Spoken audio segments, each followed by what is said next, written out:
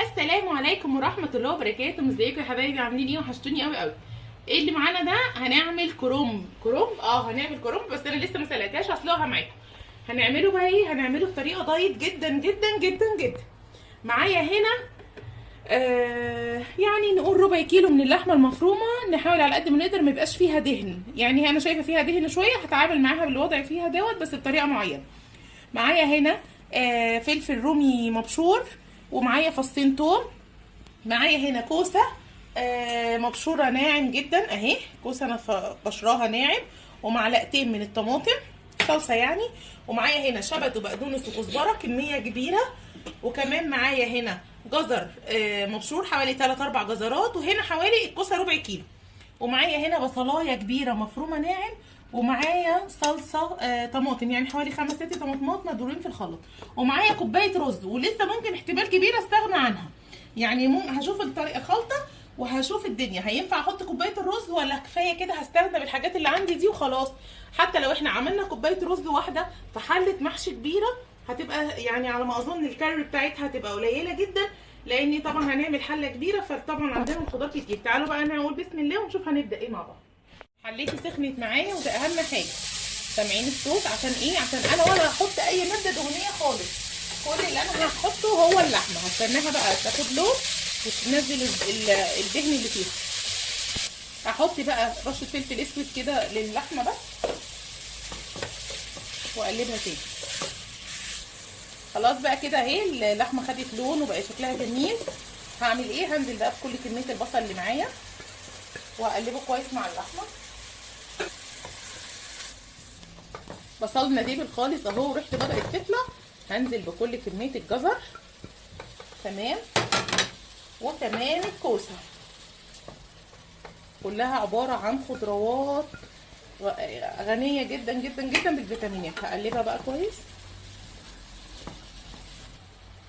خلاص بقى كده برضو استنيت لما الكوسه سخنت معايا هي والجزر.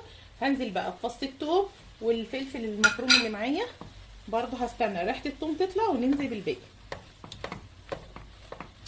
خلاص بقى كده شميت ريحه الثوم بتاعتي. هنزل بالمعلقتين الصلصه والطماطم بتاعتي كده، واقلبها بقى كويس ونحط لها التوابل. انتوا شايفينها ناشفه، محدش يحط ميه لان كل الحاجات دي دلوقتي هتنزل الميه بتاعتها، تمام. حط بقى فلفل اسود،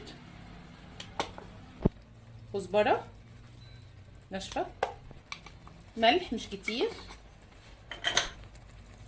كمون، ذره حبهان مطحون طبعا، وادي ايه رورو مطحون برده، شويه شطه بقى لزوم الايه المحشي الحار كده. هنقلب بقى الحاجات الجميله دي مع بعض ونغطي عليها 5 دقايق بالظبط، لان انا مش عايزه الحاجات اللي معايا دي تستوي، تمام. وهنزل بقى بالخضره. خلاص بقى اهي الصلصه بتاعتنا اتسبكت. هنزل بقى بكل كميه الخضره. اعتقد والله الموضوع مش محتاج رز، بس انا بحب احط بقى ايه، ادخل اي نشويات في الاكل الدايت، لاني يعني لازم جسمنا ياخد كل حاجه، نشويات وبروتينات والياف وكل حاجه. هقلب بقى الحاجات دي كويس. هحط بقى كوبايه الرز اللي معايا، والله مغسوله ومتنقيه كويس جدا. اهم حاجه الفتره دي يا جماعه، ونصفيها ونسيبها تنشف يعني، عشان ما احنا مش محتاجين اي ميه خالص، يعني هي ما شاء الله فيها كل حاجه. خلاص بص، اصلا كوبايه الرز مش باينه.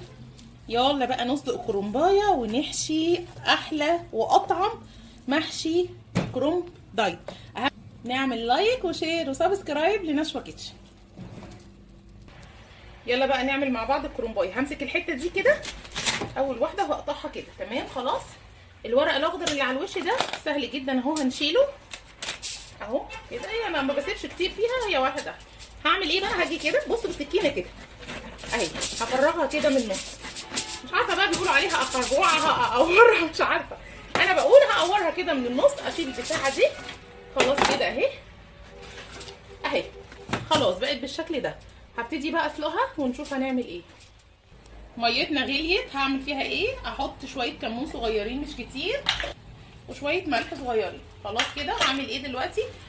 مش احنا عملنا الكرنبايه قطعناها كده يعني، قورنا كده الحته اللي في اللي قدام دي. هعمل ايه دلوقتي؟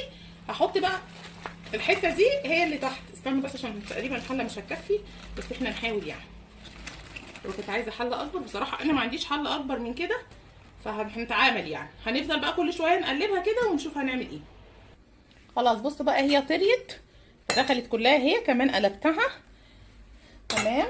هنستنى بقى ايه، ناخد بقى من الميه اللي على جنب دي كده، نحط هنا كده في النص، ونشيل بقى ورقه ورقه ونشوف هنعمل ايه.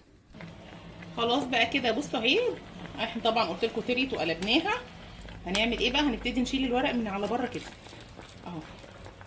خلاص بقى اي ورقه هنتاكد انها استوت اهي. بصوا اهي هنشيلها. بصوا اهي بتطلع بكل سهوله ازاي. خلاص ما بقتش ماسكه في بعض، استوت وبقت كله تمام.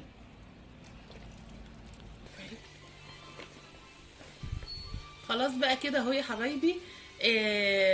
معايا ادي الورقه بتاعتي اهي، طلعتها ما فيهاش حاجه.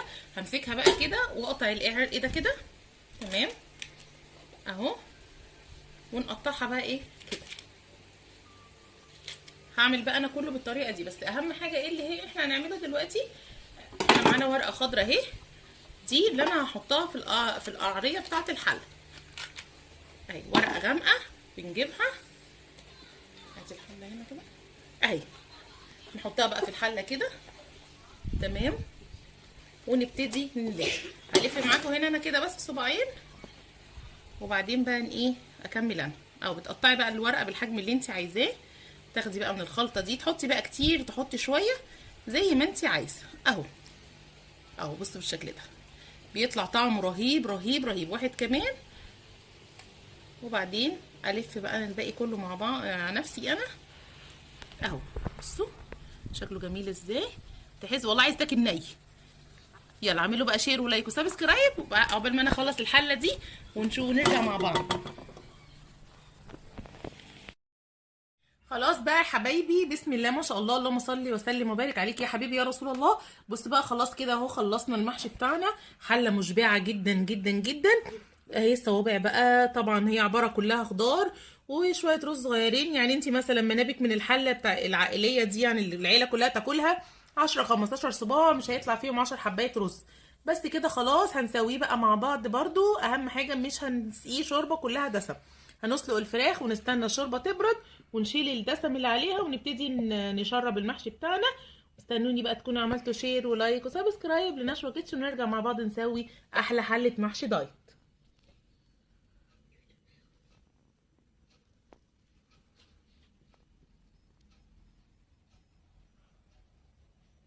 يلا بقى نشرب المحشي بتاعنا. انا معايا هنا اهي شوربه اهي.